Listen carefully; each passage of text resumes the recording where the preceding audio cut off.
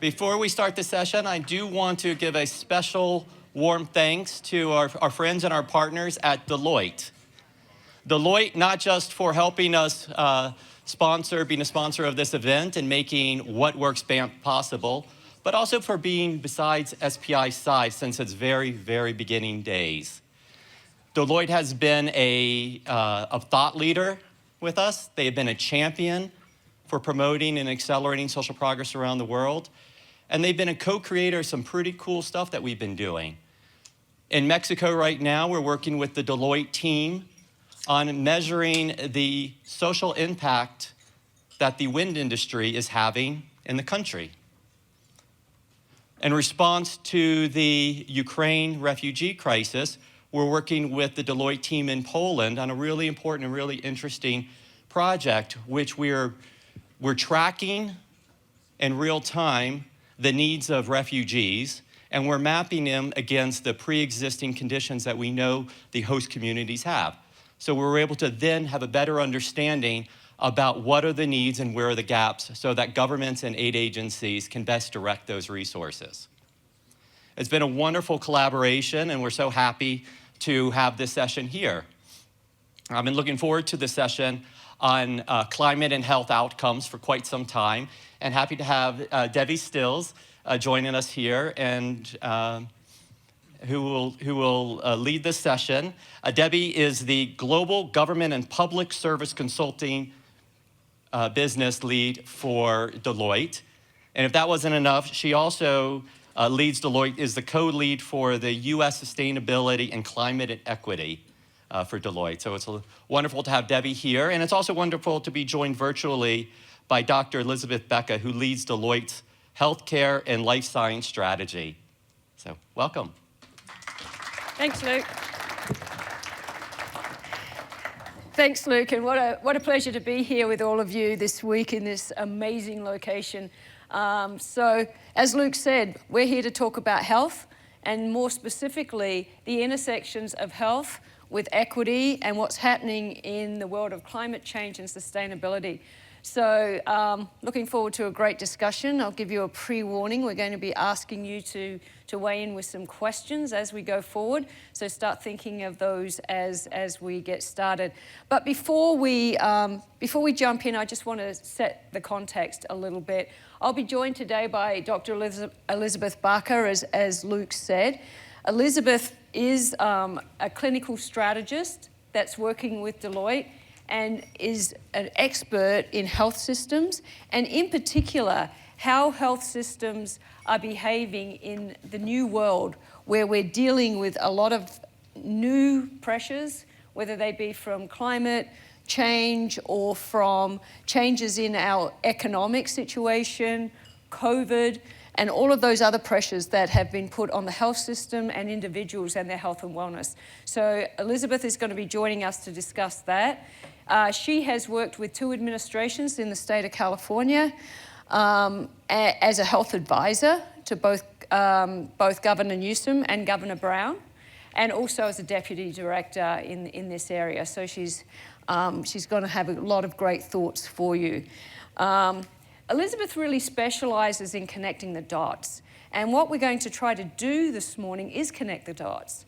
The dots around health and the social determinants of health, the economic determinants of health, and the environmental impacts that are more prevalent today than ever before, and how they impact health. So I'm looking forward to the discussion with Elizabeth, and she'll be joining us virtually on screen very, very soon. But before she does, I want to just set the stage just a little bit before we jump in.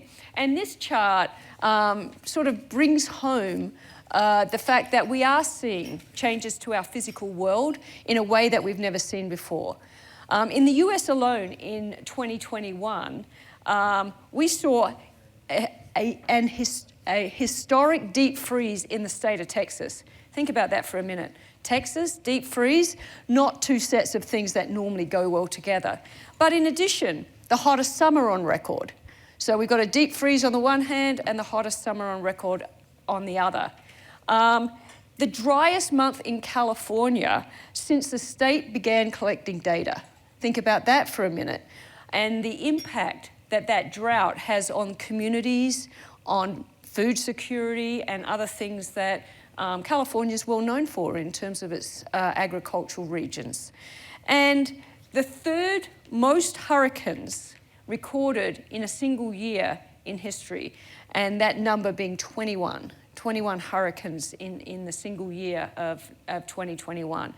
Now, of course, it's not in the US alone that we're seeing this. We've seen significant issues right here in Canada, with major fires destroying over 500,000 acres of land, and droughts, floods, and so forth, heat waves, all sorts of things that, again, are not usual in this environment. So we're seeing all of these, an increase in these climate events, both in terms of events that are happening, but also the things that we don't see, the longer term impacts that take more time to create the issues that we're seeing today, whether it's reduced quality of air or water, reduced availability of food and other things for our communities.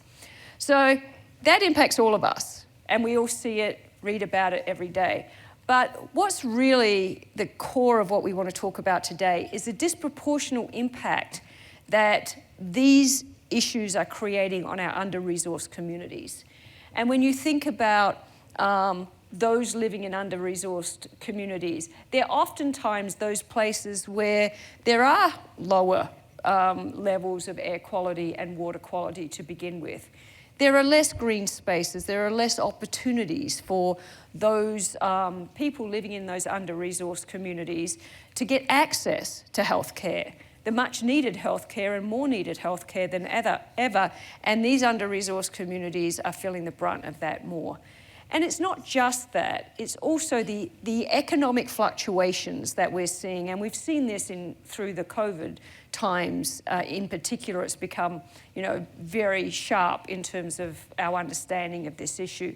But if you think about it in that context, what we're seeing is that people who are living in these under-resourced communities in economic fluctuation times are more likely to be losing their jobs, and potentially losing their homes, and potentially struggling to feed their families. So the health impacts associated with those types of economic fluctuations also fall on their shoulders much more heavily than for the rest of us.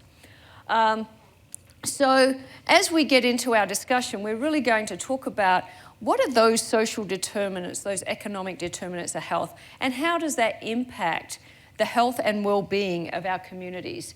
Particularly when you think about some of these things that you see on, I guess, your right-hand side of the chart. I'm not really good with the right and left side. But you see that our communities, particularly our disadvantaged communities, health and well-being is much more at risk than that of the rest of us. And so with that, I'm going to bring Elizabeth on screen, fingers crossed. Let's see if we've got Elizabeth. Elizabeth, can you hear me? I can hear you. Can you hear me? I can hear you. I can't see you yet, but we know you're there, so hopefully we will be seeing you soon. So, Elizabeth, before we jump into the Q&A proper, can you just share with us, based on these comments, your thoughts about the health impacts, the things that matter most to these communities, and give us some of the benefit of your great experience? Oh, here you are. Yeah. We can see you too now. Oh, fantastic. Great to see you. Well, I love how there are good things and how the world's changing, that it's such an honor to get to join you virtually today. So I would say, everything that you said is definitely highlighting those connections. One of the things was before I was with the governor's office in California, I spent a number of years practicing and teaching medicine. And this was really the beginning of when I started to see these direct links around, in particular, environment, but definitely, climate as environment. I think that one of the things is often when we talk about climate change or, sustainability, we're thinking about electric vehicles, we're thinking about polar bears, and I love polar bears. But I think at the same time, we often don't think about the health connections as impacting us here and now, which you've just done a great job putting that all together for everybody. And so I think that's really, the biggest thing is that this isn't necessarily something into the future. we're already seeing these health impacts now. And when you look at the Lancet, major medical journals done a great job over the years, really chronologically looking at these impacts. As you can see right here, one of the statistics, 3 million premature deaths just from air pollution alone. And so we know that these things are happening now. And I think it's an even greater reason to start to be taking action towards changing this. Other thing, I see that there's another piece down there about the U.S. supply chain. You mentioned the big freeze in Texas. One of the things that we often don't make those links is within Texas, there are manufacturing plants and really important things across the globe, in these areas that are being impacted can be really ground zero for some of these supplies that we're getting, whether it be in the pharma supply chain or something in the medical supply chain. And some of the clients we worked with face that directly. So I think, again, it's just this really big recognition that this is happening now.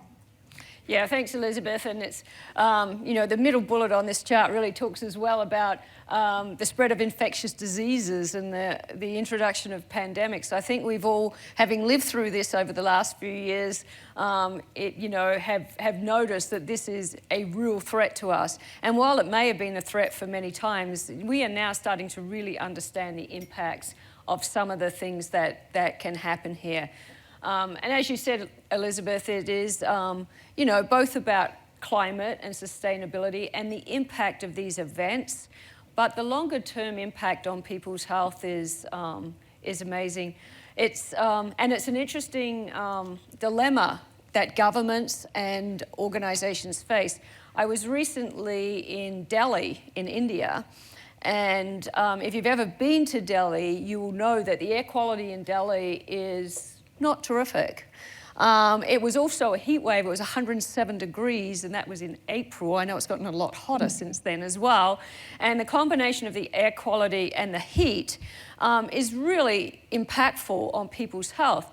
But the reality is that individuals who are, many individuals who are living, particularly in disadvantaged communities in that space, have more, immediate issues to deal with.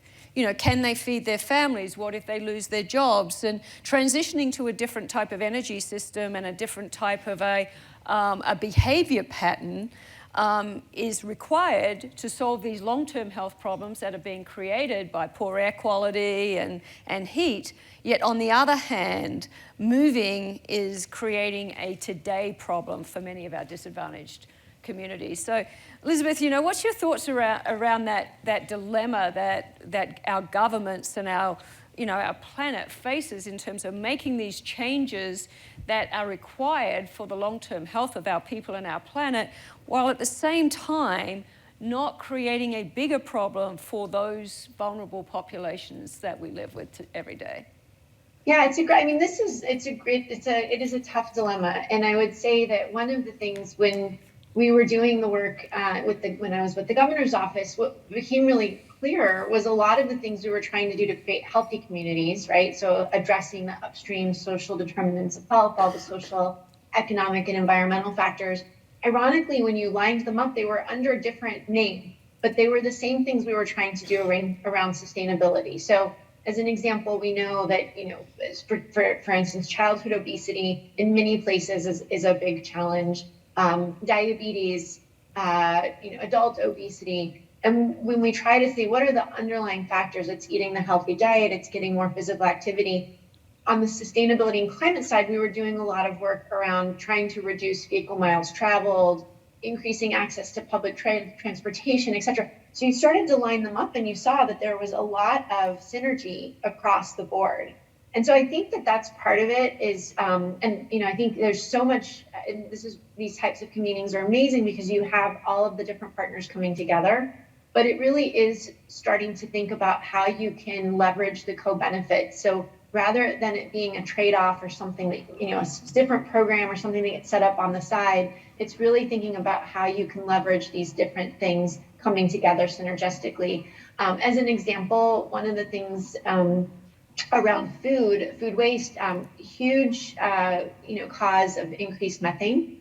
We know that also a lot of communities at the same time don't have access to healthy food. or enough food. And so putting programs into place to start to leverage diverting that food so that it doesn't become food waste, that it's all really maximized rather than throwing away healthy food, is got benefits for health, it's got benefits for the environment, and just benefits in terms of resource management. And I think that there's a lot of opportunity to do more of those types of programs where we're really leveraging, the multiple benefits. Yeah, Elizabeth, it's really a systems of systems issue, right? So it's not just the one system and the one problem, it's the impact of these systems on each other. And if you can solve the problem across the systems, then you have a better chance of a great outcome. So Elizabeth, I know you've been working, as you said, with the governor's offices over a number of years, and you've been thinking about sort of real practical strategies as to how do you address some of these issues. Can you talk a little bit about some of those practical strategies and things that people can really take on board and start to do? Yeah, we've been doing a lot of this. We actually just did a big white paper. We're also doing some global work right now. Just had another amazing interview with a leader in Japan yesterday. So I think part of this is, there's a lot of variability across the globe, depending on the region. But even with all that variability, we see really common things as we've been having a lot of these conversations. A lot of this was in particular thinking about the healthcare players, the healthcare ecosystem at large, but it extends beyond that.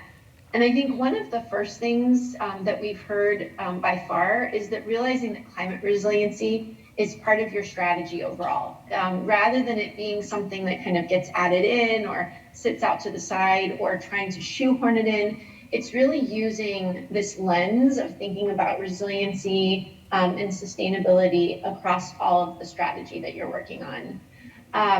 The other thing that's come across as really important based on these conversations that we've been having is that having really a dedicated leadership or leadership team, it can be a governance structure, but really having that person who is appointed as the key leader is really is important. The other thing, and we've seen a lot of variability with some of the broader ESG strategies and reporting structures. But I think what we've heard is you kind of have to know where you're at to know where you're going. And so having this baseline set of, what your kind of current strategies are, your current emissions, what your goals are, who your partners are in terms of tackling that is really important.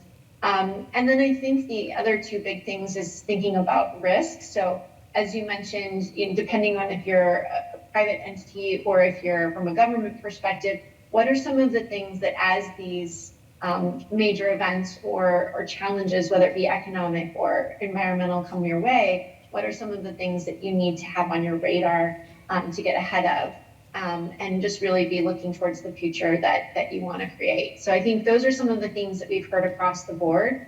There are many others, but I think these are things that have come across again and again across all of the conversations we've been having. Great tips, Elizabeth. So, okay, so now this is the warning for the audience participation piece. I'm going to ask Elizabeth one more question while you get your questions ready, but then we want to go to you and get your questions and see what we can share with you that helps you specifically. So Elizabeth, while everybody's getting their questions together, let me ask you one more. The healthcare industry itself is actually a very significant contributor to climate change in terms of both greenhouse gas emissions and waste and other issues that they have in their own business. How can organizations build resiliency and how can they tackle some of these, greenhouse gas emissions and other environmental factor issues that they are contributing back into the, into the climate change and sustainability puzzle? Yeah, no, I mean, it's people, I think we think about healthcare, and again, as a physician, the mission is to do no harm and to really be adding back. And I think when we look, and this is why it's so important to measure. If you don't know, then you don't know. But when studies have been done, the U.S. is about 8 to 10% of the global footprint in the U.S., and it's about the fifth largest emitter globally, healthcare at large. And so, as we have these conversations, there are a number of things that the health sector can do. it's really kind of divided across three broad categories. The first is just thinking about mitigation. So really starting to think about reducing and any further contribution.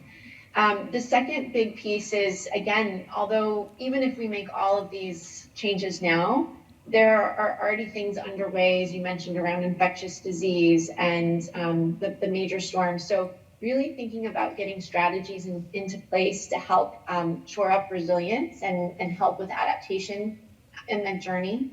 And then the third, which I think is the most interesting and where there's a lot of opportunity in terms of public-private collaboration, coordination, multi-sector partners to come together, is to really think about new value creation. So as an example, we think about the example of air quality. In the healthcare setting, we tend to wait until somebody's come in because they've had an asthma exacerbation or a COPD exacerbation. How do we start to think about how we do business and take care of patients that leverages, data, interconnected data? We know that now with your iPhone you can get air quality measurements. So how do we start to leverage that in terms of new value creation and new business opportunity to help prevent somebody from getting sick in the first place from leveraging that environmental data? And it could be pollen data, heat data, et cetera. But I think those are kind of the three big areas that we think can really help the healthcare industry at large. Thanks, Elizabeth. So, questions? Who's got a question? Ooh. Oh, here we go. Is there a microphone over here somewhere? It's okay. I think you can hear me. Is that okay? I can. I'm not sure Elizabeth can, but I'll repeat for you. Hi, my name's Anne. Traveled here from Philadelphia, and really interested in this topic, both from the perspective of healthcare systems as businesses, and also how doctors practice. The prevention piece, I think, is huge, but I'm just thinking about, the climate footprint of supply chains to help hospitals operate. And then also on the practice side, could you talk a little bit about telemedicine and how much that may or may not affect the climate footprint of the practice, especially as the population ages? And I think many seniors learned about telemedicine during the pandemic and might prefer that. And given the data loops and the data information that can literally come from a person to the doctor directly around, the conditions inside and outside of that patient, do you think that that's an opportunity, or is that just a small slice of the climate footprint in terms of, impact long term? Yeah, no, those are terrific questions. There's a lot. So I would say overall, most definitely. We've also started to see some health systems, again, starting to track this and look at the benefits of carbon reduction from visits that are, moved from going in person. I think especially, to your point, it's really about thinking about care models. So it's got to be designed because, to the whole point of equity, we don't want to design something that's going to actually create, less access or more challenges, whether it be someone who doesn't have access to broadband or elderly populations or pediatric populations, et cetera. But there's a huge opportunity in terms of thinking about that. And having a conversation with someone recently, it was like very, very insightful. It was like, if you can keep somebody healthy, that's actually probably the lowest carbon footprint you're going to be able to get. So how do we think about care model innovation and design to keep people healthy? So this whole piece around predictive treatments, can you keep someone from actually getting diabetes? And that is really important. The other question that you had in terms of just, at large, I think this is where, when we think about the enterprise strategy, telehealth is promising, but it also depends on what kind of cloud service you're using, how your data is integrated, making sure it's not more energy intense depending on how it's done. But tons of potential there for innovation and really getting towards better outcomes and lower carbon intensity. So Elizabeth, let me just add to that a little bit on the supply chain side, because this is something that we've been spending a lot of time thinking about lately. And typically, supply chain and systems, technology support and so forth for supply chain is focused on a couple of things. One is supply chain security and diversity to some extent, in terms of is your supply chain diverse enough, with the caveat that it's usually been diverse enough to make sure that I'm meeting my business needs. And we're really looking at a couple of different layers on top of that, particularly as you move to things like Scope 3 emissions and you have to start considering your suppliers. Then there's a layer to say, well, what's the carbon footprint of my supply chain? So am I exacerbating current situations around climate and sustainability with the supply chain I have? Or do I need to think more broadly about that? And then the second layer, which I think is also an important layer, is what's the equity in my supply chain? So as I move perhaps to a more climate and greenhouse gas effective supply chain, am I inadvertently cutting people out of my supply chain or small businesses out of my supply chain that create an equity issue in my supply chain? So as we bring supply chains into the future, whether it be for hospitals or healthcare providers or any other business, we have to start thinking about this multi-layered approach to how I think about my supply chain and the impacts that it has across that broad spectrum of my business, my environment, my world, and the equity of all of those who we serve and so forth. So it's a really interesting topic, and it's something that I think we're going to see a lot of progress in over the next little while, because the big issue with all of that today is that the data doesn't exist in a readily consumable format so that you can really, understand that. But it's coming, and that's where the focus is going to be around supply chain in the future, so you can make better decisions on your supply chain from a sustainability perspective. Anyone else got a question for Elizabeth? Over here. Oh. I think I'm in. We might have 3 or 4 different questions. I think, there's probably a dance happening. If I can just bring us into another sphere, it's Erin Dixon from Reconciliation Canada. And I just bring a question into the room that's in a question in another room that we're trying to figure out how to hold with Future Earth. They were asked by the Canadian Institute for Health Research to understand how could they transform their current strategy that they just released. And they reached out to myself in the spirit of planetary health because of the lack of engagement of Indigenous knowledge and science. And in Canada, they did a UNESCO report, and internationally around how do we decolonize knowledge and science. And what is the meaning making that might sort of sit between the multiple systems that are interacting that could create a wellspring at the center. I know it's the big and small thinking, so it's a little bit hard to hold, but it's definitely something that's been very important. It was alive for me in the first panel, and I think it sits here as well because they're trying to figure out how to do it. And I know when we looked at our biodiversity pathways and transforming to the 2030, one of the biggest things that led us forward was a local woman here, Paulette Fox, a Blackfoot woman who's using knowledge revitalization combined with land, all sorts, that's working on the personal health, land health, and they're actually monitoring it using their language. So we're seeing this. Like I don't have that type of background, but it definitely is when we talk about those bright spots or wise practices. It was something that lit up. We had a national gathering around how do we do things in that type of way. And I was just curious in the beautiful work that you're doing, if that has come into conversation or have you held that within your work? But thank you for letting me frame that a little bit. Yeah, thank you. Elizabeth?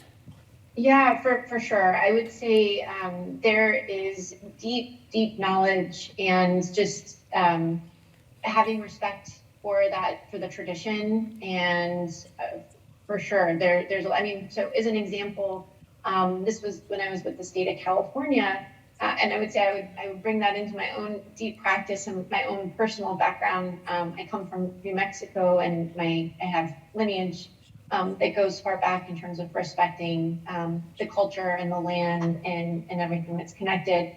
But we, just in terms of in California, for as an example, we've had really significant wildfires. Our office worked really closely. We had a lot of relationships in terms of looking at indigenous practices, in terms of controlled water. You know, it's challenging because you've got to bring everybody to the table, but there's a long history of really respecting the earth and being able to do that together. I think that it is, it depends on how broad you go, but there is a very deep spiritual connection around the connection of health, well-being, and the planet as well. And so I think the more that knowledge can come in to infuse the conversation and help drive the discussions is really important. I think to your point also, part of it is also lifting up the bright spots and being able to share those practices more globally is really helpful. I think one of the, having worked in this space around environmental work, environmental justice, is sometimes those voices have not been brought to the top of the discussion and the table, and it's really important to highlight that. So it's an excellent point. Yeah, thanks, Elizabeth. We are rapidly running out of time here, and I know there's a lot of questions to the audience, so please feel free to find me. I won't promise to have Elizabeth's depth of knowledge on this subject, but happy to discuss any other questions that you had, in the lunch break or some other time over the course of the conference. But just as we close out, Elizabeth, any final words of wisdom for the conference here? Yeah, I think one thing that hasn't come up necessarily as much is really incorporating also workforce. So one of the other things that we've been hearing a lot of conversation and momentum around is how do we make this exponential in terms of impact? How do we really bring in, the knowledge of the folks that are working with us to really leverage that in terms of our own individual actions?